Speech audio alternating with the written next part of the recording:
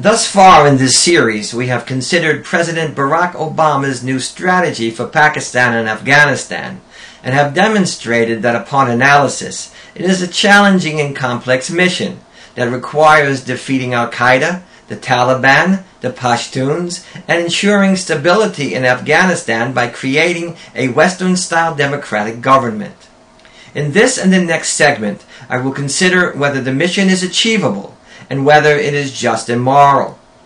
In other words, I hope to answer the question I posed at the beginning of this series.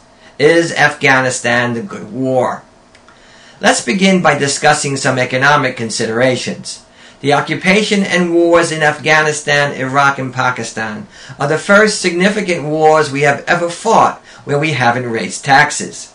In fact, we've cut taxes for the wealthy. Now, I don't think it requires a Paul Krugman to help us figure out that you can't fight wars and finance them the way we have, without it having a negative effect upon the economy. We have paid for the entire war through borrowing, and we will have to pay it back with interest. Now, in the 1940s, a GI went to war with little more than a uniform, weapon, helmet, bedroll, and canteen. He carried some 35 pounds of gear that cost around $170, according to Army figures. Now that rose to about $1,100 by the 1970s, as the military added a flak vest, new weapons, and other equipment during the Vietnam War.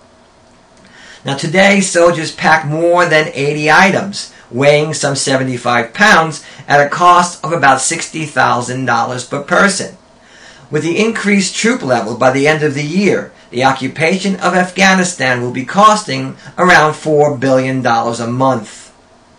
Now, what needs no argument, I think, is that our economy is in peril.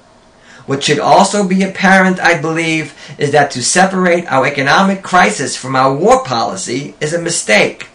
Clearly, the wars are a contributing cause of the economic calamity that we are facing at the moment and will face in the future. Now, though President Obama may have good intentions, it will be impossible to sustain an ever-growing defense budget, 3 wars, and at the same time implement universal health care, improve schools, develop alternative energies, etc. The House of Representatives recently passed a $106 billion war supplemental bill, bringing the 2009 funding of the wars to over $200 billion. At the overall cost to nearly $1 trillion.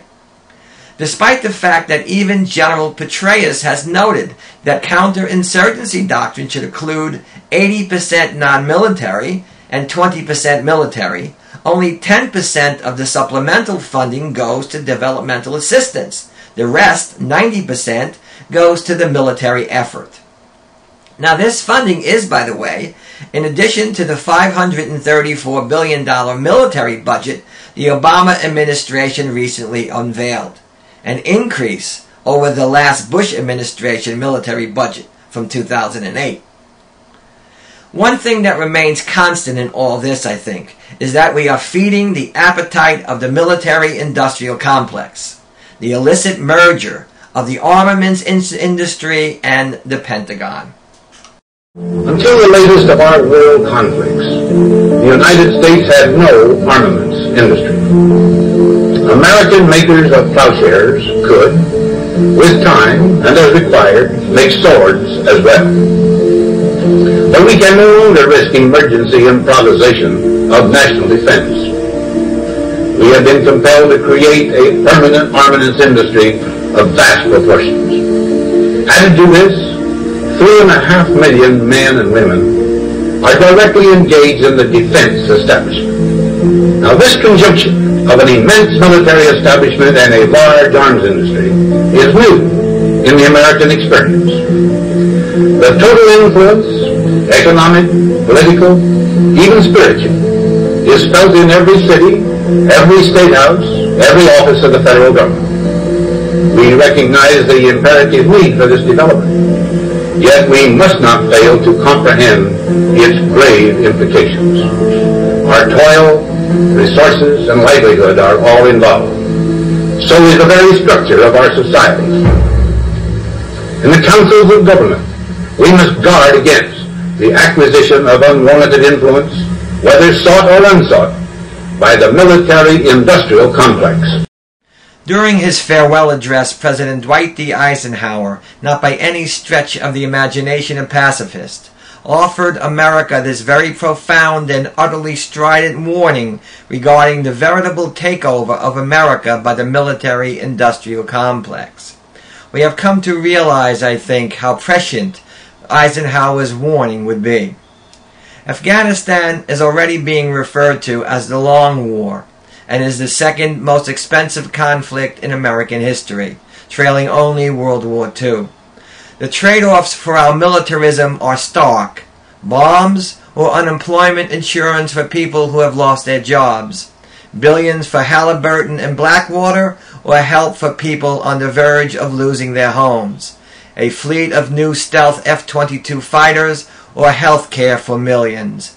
While most Americans have been lulled into complacency, apathy, and indifference, and feel personally unaffected by the occupations, the reality is that with the cost of the war of terror on terrorism expected to exceed some $3 trillion, and with our economy bordering on collapse, continuing the occupation of Iraq and escalating Afghanistan and the war in Pakistan is negatively impacting upon the lives of the American taxpayer.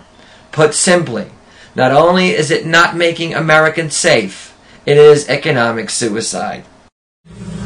The potential for the disastrous rise of misplaced power exists and will persist. We must never let the weight of this combination endanger our liberties or democratic processes. We should take nothing for granted.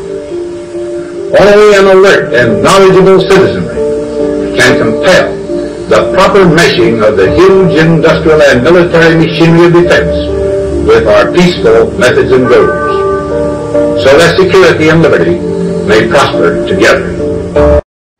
I will conclude this segment with a plea that our political leaders reconsider their warist agenda and heed the following warning.